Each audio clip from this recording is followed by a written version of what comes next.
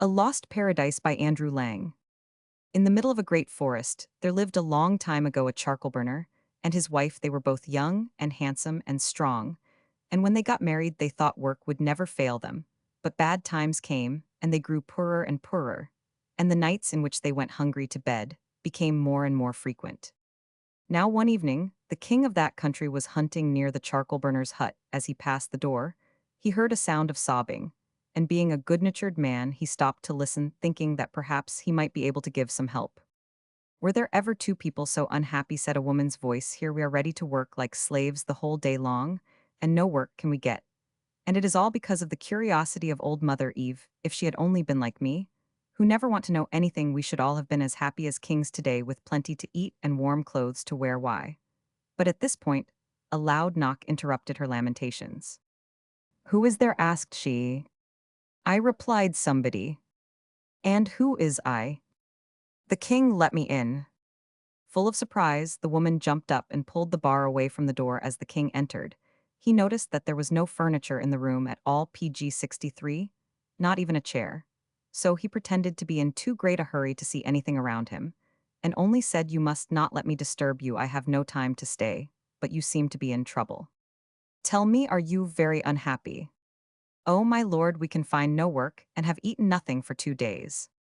Answered she, "Nothing remains for us but to die of hunger." "No, no, you shan't do that," cried the king. "Or if you do, it will be your own fault. You shall come with me into my palace, and you will feel as if you were in paradise. I promise you in return. I only ask one thing of you, that you shall obey my orders exactly." The charcoal burner and his wife both stared at him for a moment, as if they could hardly believe their ears.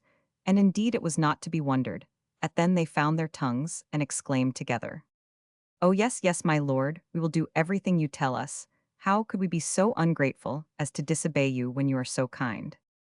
The king smiled and his eyes twinkled. "Well, let us start at once," said he. "Lock your door and put the key in your pocket."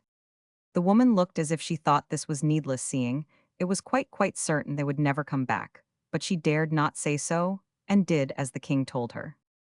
After walking through the forest for a couple of miles, they all three reached the palace, and by the king's orders servants led the charcoal burner and his wife into rooms filled with beautiful things, such as they had never even dreamed of. First they bathed in green marble baths where the water looked like the sea, and then they put on silken clothes that felt soft and pleasant.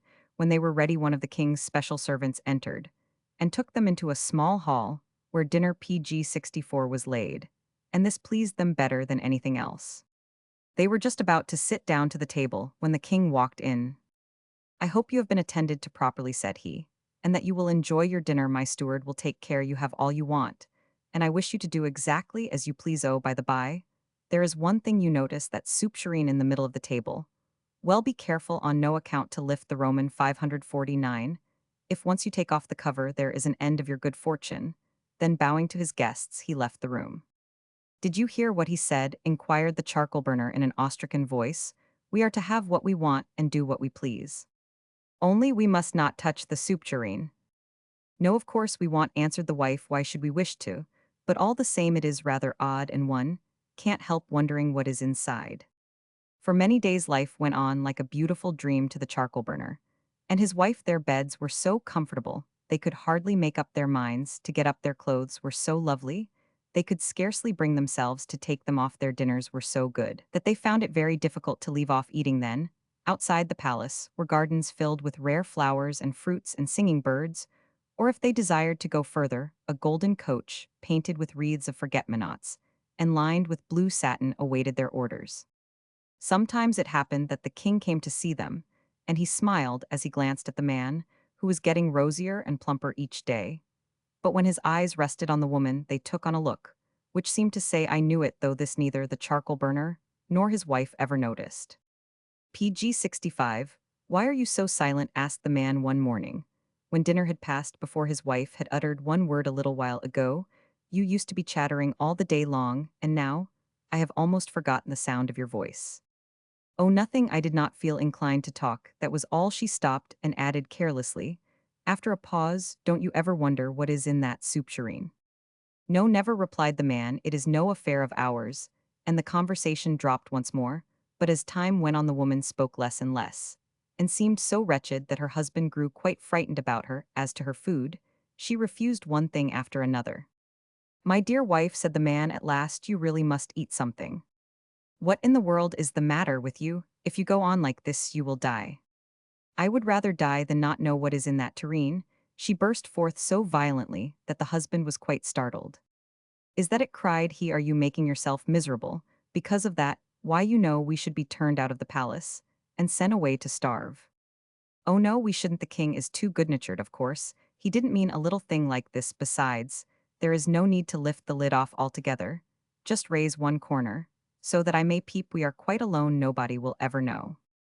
The man hesitated. It did seem a little thing, and if it was to make his wife contented and happy, it was well worth the risk. So he took hold of the handle of the cover and raised it very slowly and carefully, while the woman stooped down to peep. Suddenly, she started back with a scream, for a small mouse had sprung from the inside of the tureen and had nearly hit her in the eye. Round and round the room it ran, round and round they both ran after it, knocking down PG 66 chairs and vases in their efforts to catch the mouse and put it back in the tureen. In the middle of all the noise, the door opened, and the mouse ran out between the feet of the king in one instant.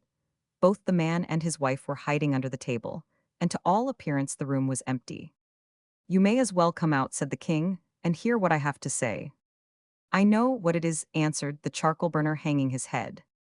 "The mouse has escaped. A guard of soldiers will take you back to your hut," said the king. "Your wife has the key." "Weren't they silly?" cried the grandchildren of the charcoal burners, when they heard the story. "How we wish that we had had the chance. We should never have wanted to know what was in the soup tureen." From Literature, Oral de l'Auvergne par P. Sebelat. PG 67.